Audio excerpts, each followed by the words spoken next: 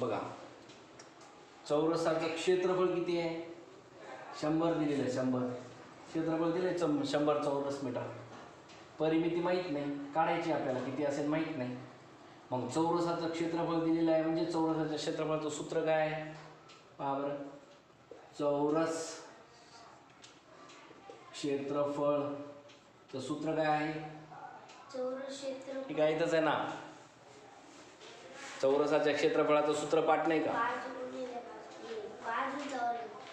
बाजूचा वर्ग आहे. मग बाजूचा वर्ग आहे म्हणजे काय? क्षेत्रफळ तर तुम्हाला दिलेलं आहे इकडे 100 चौमी आहे म्हणून हे 100 म्हणजेच बाजूचा वर्ग. बाजू आपण x जर धरली तर x चा वर्ग.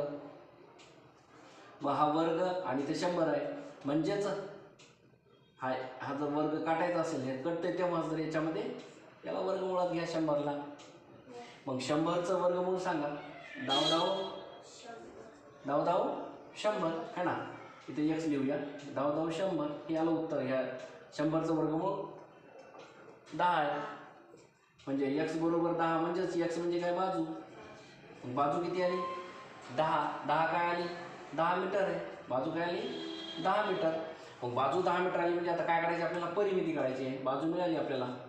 मग परिमिती सांगा. चौरसाची परिमिती बरोबर किती? सूत्र चौरसाची परिमितीचं सूत्र सांगा.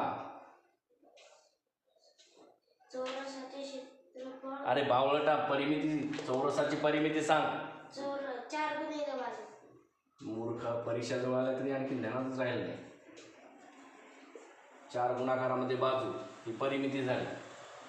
परिमिती जर 4 गुणाकारामध्ये बाजू आहे, बाजू आपल्याला मिळाली 10 आहे. 4 गुणाकारामध्ये 10 किती होता? 4 × 40 मीटर. म्हणजे मग परिमिती किती आली? 40. हां, परिमिती 40 मीटर आलेली आहे. ऑप्शन नंबर सांग किती आहे? ऑप्शन नंबर 1 का ए? ए. हां, ऑप्शन नंबर 1 40 मीटर. ठीक आहे.